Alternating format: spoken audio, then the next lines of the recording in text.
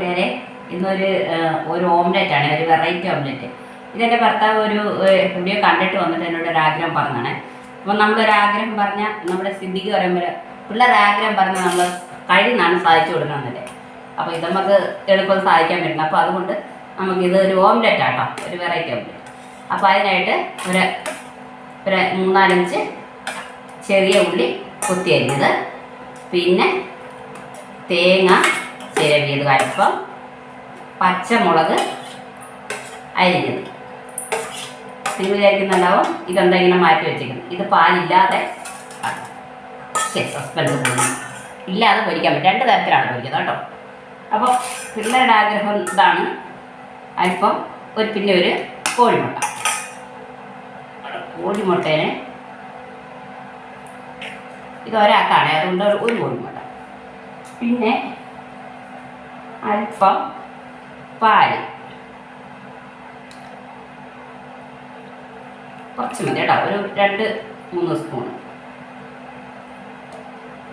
ഇത് പുറത്തുനിന്ന് വാങ്ങുന്ന നാടൻ പാലാണ്, അതുകൊണ്ട് ഞാൻ അരിച്ചെടുക്കണം. ഇനി അല്പം ഉപ്പ്,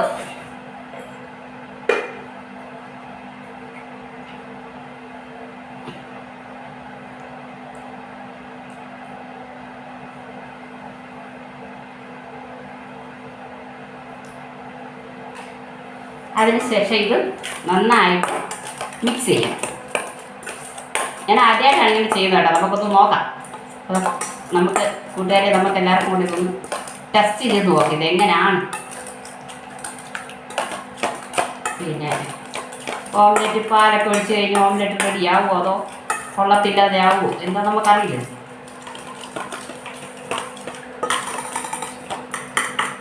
നല്ലോണം അടിച്ച് പതപ്പിക്കണം അല്ലേ. ഇതിൻ്റെ റെസിപ്പി എനിക്ക് എൻ്റെ ഭർത്താവ് പറഞ്ഞു തന്ന കേട്ടോ. എവിടെയോ കണ്ടിട്ട് വന്ന ആഗ്രഹം പറഞ്ഞതാണ്. ഇതാണ് റെസിപ്പി, ഇങ്ങനെയാണ്.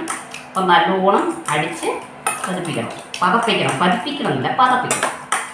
അങ്ങനെ ഇപ്പം ഇത് രാത്രിയായിട്ടോ കൂട്ടുകാർ, ഒന്നുമല്ലേ.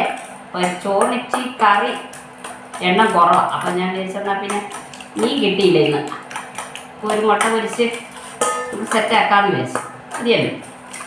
മതിയോ?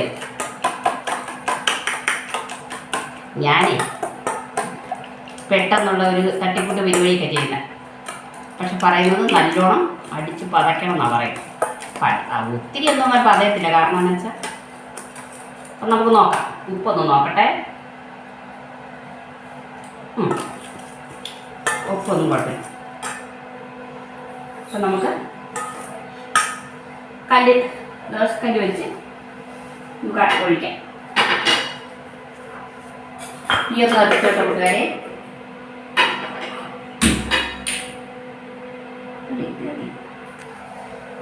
അതിനുശേഷം അല്പം എണ്ണ പൊട്ടിച്ചൊഴിച്ച് സമയം കിട്ടിയില്ല കൂട്ടുകാരി കുപ്പിക്കകത്ത് ഒഴിക്കാൻ.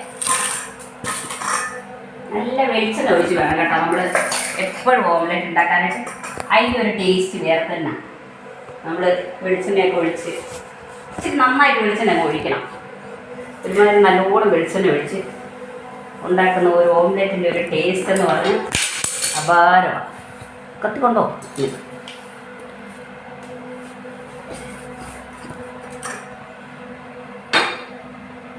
നല്ലോണം ഒന്ന് ചൂടായിക്കോട്ടെ. ചൂടായാലാണ് ശീന്നൊരൊച്ച കേൾക്കണം.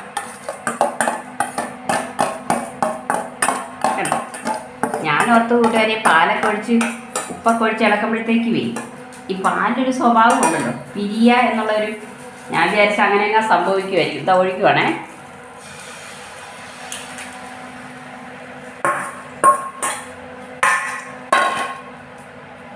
ഇതെല്ലാം ഒന്ന് അങ്ങോട്ടും ഇങ്ങോട്ടൊക്കെ ഒന്ന് നീക്കി കൊടുക്കണം. 2 മുട്ടയാണെങ്കിൽ ഇത് നിറച്ചുണ്ടായിരുന്നു തന്നെ. നമുക്ക് അഡ്ജസ്റ്റ് ചെയ്യാം.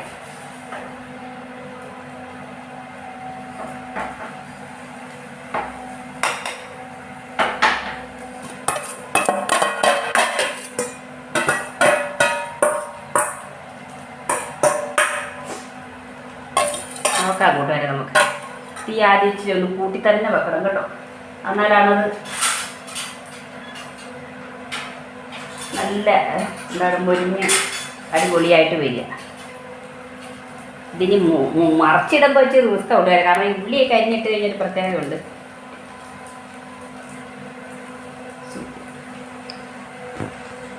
മറിച്ചിടാൻ ഇച്ചിരി വലിയ പ്രയാസമായിരിക്കും. കണ്ടോ, നല്ല വെന്ത് വരുന്ന ഓംലെറ്റ്. നമുക്ക് നോക്കാം,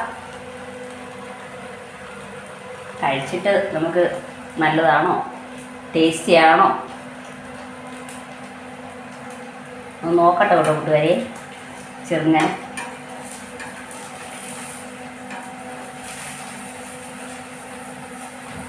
ചെറുതായിട്ട് നല്ല മൊരിഞ്ഞിട്ടുണ്ട്.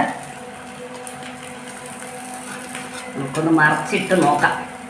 സക്സസ് മറിച്ചിടാൻ ഇച്ചിരി പ്രയാസമുണ്ട്, കാരണം വെച്ചാൽ ഇച്ചിരി ഉള്ളിയൊക്കെ ഇടുമ്പോഴത്തേക്ക് വരും നമുക്ക് ഈ കടയിലുള്ളൊക്കെ. ഓ സക്സസ്. ഇച്ചിരി കീറിയിട്ടുണ്ട് കൂട്ടുകാരെ, അത് പ്രശ്നമല്ല അല്ലേ, നമ്മൾ അത്ര വലിയ കുക്കൊന്നും അല്ലല്ലോ അല്ലേ. അടിപൊളി. നമുക്ക് കഴിച്ചും കൂടെ നോക്കാം എങ്ങനെ ഉണ്ടാവും.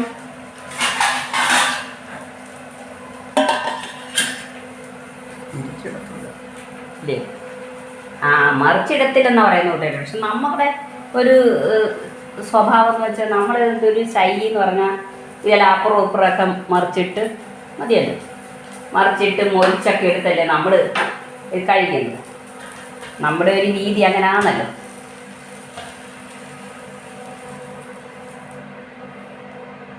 അപ്പം നമുക്ക് കഴിച്ച് നോക്കാം. നല്ല ചൂടാണ്. ഞങ്ങളെ നിങ്ങൾ കഴിച്ച് നോക്കിക്കോ. കഴിച്ച് നോക്കിയിട്ട് നമുക്കൊന്ന് അഭിപ്രായം നോക്കാം കേട്ടോ. എന്തായാലും നമ്മൾ റിസൾട്ടും കൂടെ പറഞ്ഞാലല്ലേ അതിൻ്റെ ഒരു പൂർണ്ണതയിലെത്തുന്നു. കഴിച്ച് നോക്കിക്കേ, കൊള്ളാവുന്നു. നല്ല ചൂടാണേ, സൂക്ഷിച്ച്. സൂപ്പറാണോ? ആണോ? ആ കൂടുതൽ പാലിന് ചുവയുണ്ടെന്നാണ് പറഞ്ഞത്. പിന്നെ മുട്ടയുടെയോ ടേസ്റ്റ് ഉണ്ടോ? ഞാനും ഒന്ന് കഴിച്ചു നോക്കട്ടെ.